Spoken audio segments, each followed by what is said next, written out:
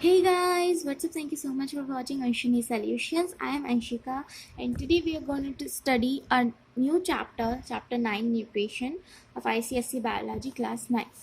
So let's start the chapter. First, what is nutrition, nutrients and food? तो nutrition क्या होता है? Nutrition एक प्रोसेस होती है जो कि हमें फूड प्रोवाइड करती है और फिर उसे कन्वर्ट करती है सिंपल कंपोनेंट्स में बायोकेमिकल प्रोसेसेस के थ्रू एब्जॉर्ब्ड और utilised by the body cells, जो कि कन्वर्ट होता है सिंपल कंपाउंड्स में बायोकेमिकल प्रोसेस के थ्रू और फिर एब्जॉर्ब और यूटिलाइज हो जाता है हमारी बॉडी सेल के अंदर. इस प्रोसेस को हम क्या कहते हैं? न्यूट्रिशन. अगेन, न्यूट्रिशन एक ऐसी प्रोसेस है जो कि हमें फूड प्रोवाइड कराती है, फिर उस फूड को सिंपल कंपोनेंट्स में कन्वर्ट करते हैं थ्रू बायोकेमिकल प्रोसेसेस, देन हमारी बॉडी उसे एब्जॉर्ब और यूटिलाइज करती है into body cells. Okay, nutrients and food. What is nutrients? All chemical compounds which nourish our body are called nutrients. सारे ऐसे केमिकल कंपाउंड्स जो कि हमारे आसपास प्रेजेंट हैं, जो हमारी बॉडी को नरिश करते हैं, जो हमारी बॉडी को हेल्दी बनाते हैं, हमारी बॉडी को एनर्जी प्रोवाइड करते हैं, उन्हें हम कहते हैं nutrients. Carbohydrates, fats, proteins, vitamins and minerals, ये आप लोग बहुत छोटे से पढ़ते आ रहे हैं. And water are the nutrients of food. मतलब ये carbohydrates, fats, proteins, vitamins and minerals and water, ये सब चीज़ें हमारी बॉडी के न्यूट्रिएंट्स होते हैं यूजुअली. फूड हमारे बॉडी की फूड होते हैं. Means food is any substance which contains the nutrients. अब फूड क्या होता है? फूड कोई भी सब्सटेंस जो जिसमें न्यूट्रिएंट्स हो उसे हम फूड कह सकते हैं. Food is the any substance which contains the nutrients. Food के एग्जांपल में हम क्या क्या ले सकते हैं? कुछ भी. मिल्क, एग, फिश, एप्पल और कई सारे अलग और other fruits. Okay, why food is required? Food required क्यों होता है? सबसे पहली चीज़ एनर्जी. फूड हमारी बॉडी को एनर्जी प्रोवाइड करता है जिससे हम अलग अलग लाइफ की जो प्रोसेसेस होते हैं वो परफॉर्म कर पाते हैं. ग्रोथ. फूड जो है वो बिल्टअप करता है हमारे प्रोटोप्लाज्म को और सेल्स को हमारी ग्रोथ के लिए. हम दिन पर दिन बड़े होते जा रहे हैं ना, हमारी हाइट बड़ी होती है, हमारा ब्रेन और डेवलप होता है. इन सब चीज़ों में फूड नेसेसरी होता है. मेंटेनेंस. फूड मटेरियल जो है वो हम फूड जो है वो सेल्स की केमिकल कॉम्पोजिशन के लिए जो मटेरियल होता है वो हमारा फूड से आता है. हमारी बॉडी में सेल्स को जो भी चीज़ें नीडेड होती हैं, जो भी केमिकल कॉम्पोजिशन सेल्स की बनती है, वो किसके थ्रू बनती है? फूड्स के थ्रू. फूड्स के थ्रू हमारे अंदर न्यूट्रिएंट्स आते हैं जिससे हमारे सेल की कॉम्पोजिशन होती है. रिपेयर. ये कैसा मटेरियल? फूड हमें मटेरियल प्रोवाइड करता है हमारे रिपेयर और रिप्लेसमेंट के लिए. वॉर्न आउट और इंजर्ड सेल्स. जो हमारे वॉर्न आउट या फिर इंजर्ड सेल्स होते हैं जिनमें कोई इंजरी होती है, उन्हें रिपेयर और रिप्लेसमेंट करने में हेल्प करता है हमारा फूड. Raw materials. फूड जो है वो रॉ मटेरियल प्रोवाइड करता है एंजाइम्स और हार्मोन्स के सिंथेसिस के लिए. प्रोटेक्शन. विटामिन्स और मिनरल्स हमारी बॉडी को प्रोटेक्ट करते हैं बहुत सारे डिसीजेस से, जो कि हमें किससे मिलते हैं? फूड से. Food is anything which contains nutrient. That's on which the chapter is nutrition. Okay, types of nutrients. Nutrients के टाइप्स क्या क्या होते हैं? फंक्शंस के बेसिस पे न्यूट्रिएंट्स या फिर फूड सब्सटेंसेस के बेसिस पे 3 कैटेगरीज में हमने डिवाइड किया है न्यूट्रिएंट्स को. Energy giving nutrients, body building nutrients and protecting और रेगुलेटिंग न्यूट्रिएंट्स. जो हमारे एनर्जी गिविंग न्यूट्रिएंट्स होते हैं उनमें आते हैं हमारे कार्बोहाइड्रेट्स और फैट्स, जो कि मेन एनर्जी यील्डिंग न्यूट्रिएंट्स होते हैं. सेकेंड हमारे आते हैं बॉडी बिल्डिंग न्यूट्रिएंट्स. प्रोटीन्स जो कि बॉडी बिल्डिंग कॉम्पोनेंट्स को कंटेन करते हैं. प्रोटीन्स जो होते हैं वो हमारे बॉडी बिल्डिंग कंपोनेंट्स होते हैं फूड के. प्रोटीन्स हमें बॉडी बिल्ड करने में हेल्प करते हैं. They are use for building muscles. ये जो प्रोटीन्स मिलते हैं हमें फूड के थ्रू, ये हमारी हेल्प करते हैं मसल्स को बिल्ड करने में, बोन्स को और ब्लड सेल्स को बिल्डअप करने में. They are used as energy sources. इन्हें हम एनर्जी सोर्सेज की तरह भी यूज़ कर सकते हैं ओनली इन द केसेस जब हमारी बॉडी को एनर्जी की नीड हो. Is not met by carbohydrates और फैट के रिजर्व्स के थ्रू जब हमें वो चीज़ें ना मिल रही हों, then it can be taken from proteins. Protective और रेगुलेटिव न्यूट्रिएंट्स क्या होते हैं? विटामिन्स और मिनरल्स हमारे प्रोटेक्टिव और रेगुलेटिव न्यूट्रिएंट्स होते हैं जो कि हमारे फूड से मिलते हैं. ये जो है ये बहुत स्मॉल क्वांटिटी में नीडेड होते हैं हमें, they needed in very small quantity. इनकी जो शॉर्टेज होती है, इनकी डेफिशिएंसी होती है, ये हमारी बॉडी में काफ़ी सारे डेफिशिएंसी सिम्टम्स ला सकती है for a different type of diseases. Okay, तो मीन्स हमारे विटामिन एंड मिनरल्स हमारी बॉडी को प्रोटेक्शन के लिए ज़रूरी होता है। नाउ क्लासेस ऑफ फूड्स हमने आपको बताया फूड्स में हम क्या क्या ले, फूड क्या होता है, is anything which contain nutrients. और न्यूट्रिएंट्स क्या क्या होते हैं हमारे, carbohydrate energy giving nutrient, proteins body building nutrients, और vitamin and minerals protective nutrients. ये क्यों न्यूट्रिएंट्स क्यों चाहिए होते हैं बॉडी की न्यूट्रिशन के लिए। फर्स्ट है हमारा कार्बोहाइड्रेट। कार्बोहाइड्रेट क्या होता है, एक एनर्जी सोर्स होता है कार्बोहाइड्रेट, जो कि फॉर्म्ड होता है कार्बन से, हाइड्रोजन से और ऑक्सीजन, इन तीन चीज़ों का मैशअप होता है।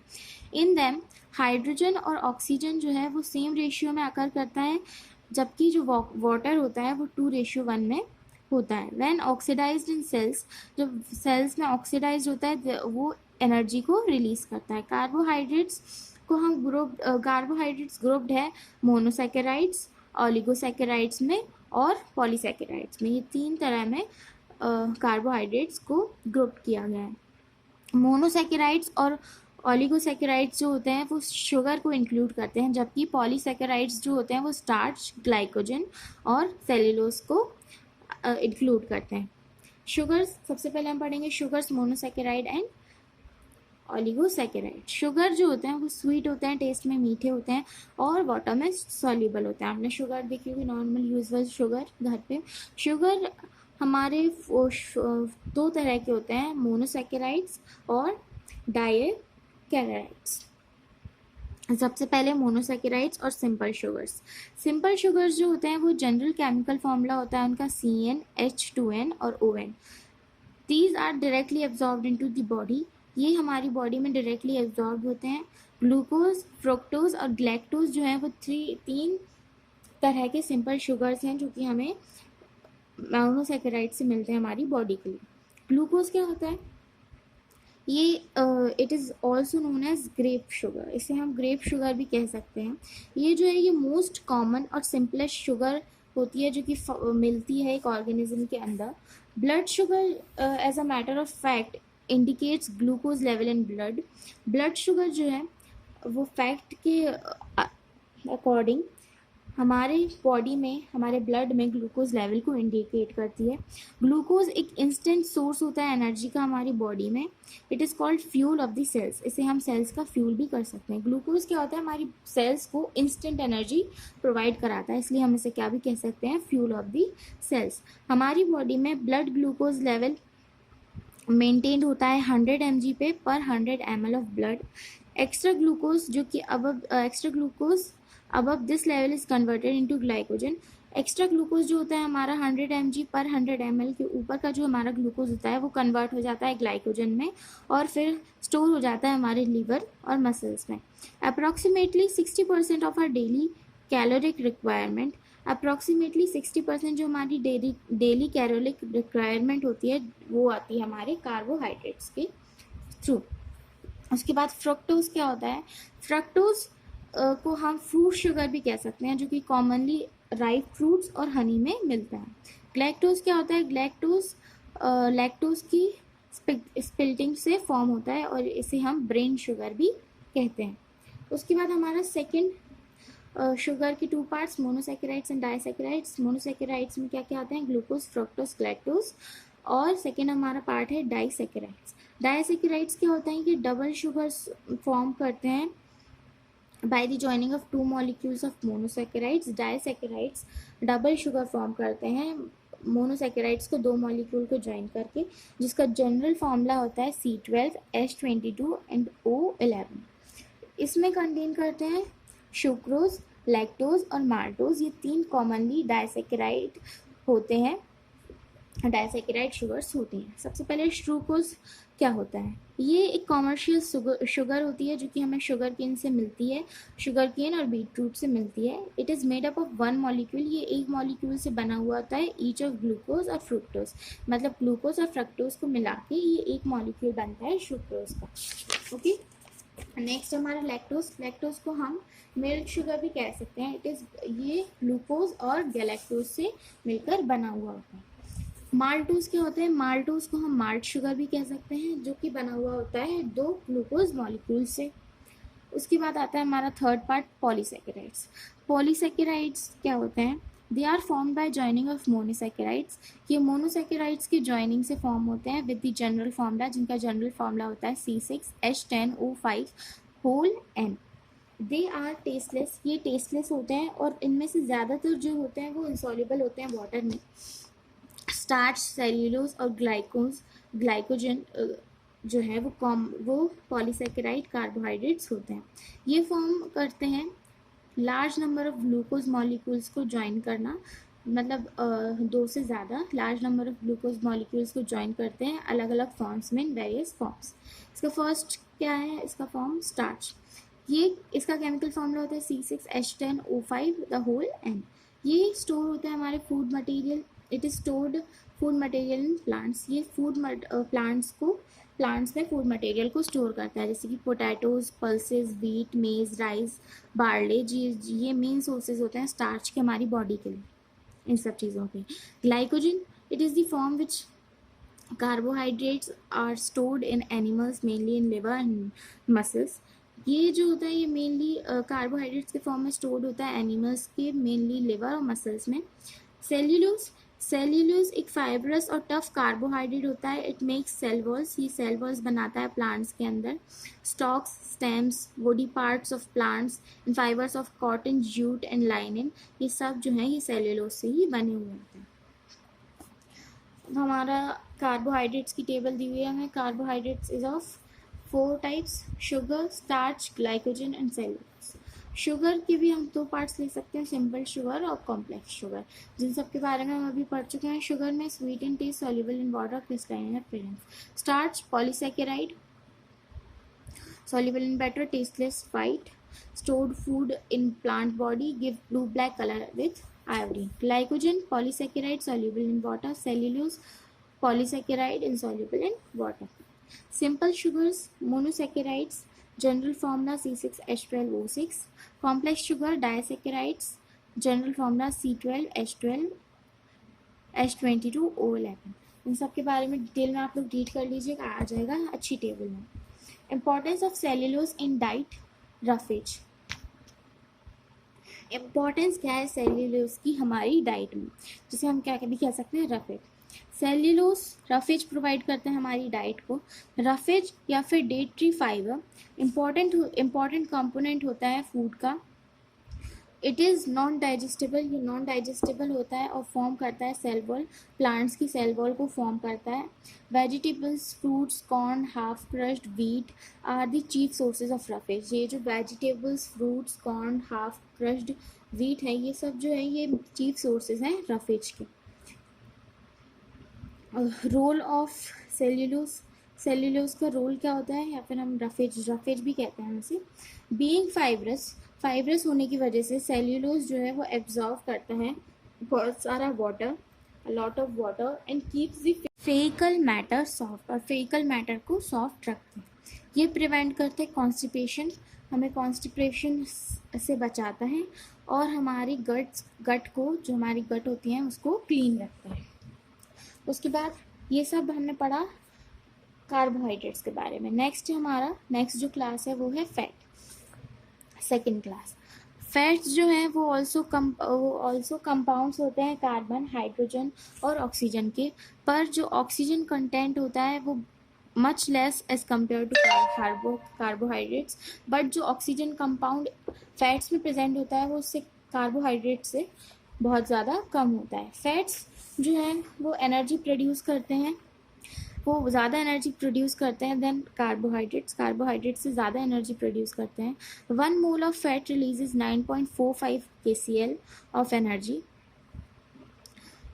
एक मॉलिक्यूल जो होता है फैट का वो रिलीज करता है 9.45 kcal ऑफ एनर्जी, जबकि एक मॉलिक्यूल जो कार्बोहाइड्रेट का होता है वो प्रोड्यूस करता है 4.2 kcal एनर्जी। एग्जाम्पल्स क्या क्या होते हैं फैट्स के? Butter, ghee, vegetable oils, fish liver oil and animal fats. ये सब क्या चीज़ें होगी जो कि हमारी बॉडी में फैट को इंक्रीज करती हैं। फंक्शंस ऑफ फैट, फैट के फंक्शंस क्या होते हैं कि सेकंड बेस्ट सोर्स होते हैं एनर्जी का कार्बोहाइड्रेट्स के बाद। Layers of fatty tissue from a shock absorbing cushion around the internal organs of body. जो लेयर चढ़ जाती है हमारी बॉडी के ऊपर फैटी टिश्यूज़ की, जिससे हम लोग मोटे दिखते हैं, ये एक शॉक एब्जॉर्बिंग क्वेश्चन बना देती है हमारी बॉडी के अराउंड, जो इंटरनल ऑर्गन्स को बॉडी के प्रोटेक्ट करके रखती है। Fat lying just below the skin protects the body against the loss of heat. जो फैट जस्ट हमारी बॉडी के ऊपर रहता है वो हमारी बॉडी को हीट से बचाकर रखता है, इंसुलेशन से बचाकर रखता है, बाहर हमारी बॉडी की हीट को बाहर जाने से बचाकर रखता है। थर्ड है हमारे प्रोटीन्स। प्रोटीन्स क्या होते हैं? प्रोटीन्स हमारी बॉडी बिल्डिंग ऑर्गेनिक मॉलिक्यूल्स होते हैं जो कि कंसिस्ट करते हैं कार्बन, हाइड्रोजन, ऑक्सीजन और नाइट्रोजन को।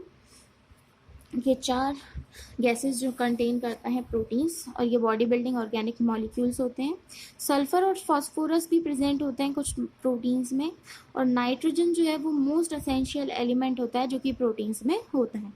प्रोटीन्स इंसॉल्युबल होते हैं वाटर में, और डाइजेशन में अमीनो एसिड जो है वो फॉर्म करते हैं। अमीनो एसिड्स बिल्डिंग ब्लॉक्स होते हैं प्रोटीन्स के। प्रोटीन्स के सोर्सेज क्या क्या होते हैं? Milk, curd, paneer, meat, fish, eggs, nuts and pulses, ये सारे रिच सोर्सेज होते हैं प्रोटीन्स के। फंक्शंस क्या क्या होते हैं प्रोटीन्स के?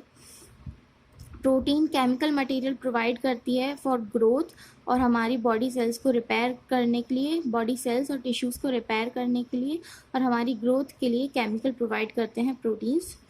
तो इमरजेंसी के टाइम पे प्रोटीन्स यूज होते हैं for ultimate source of energy, मतलब इंस्टेंट सोर्स ऑफ एनर्जी की तरह यूज़ होते हैं इमरजेंसी के टाइम पे।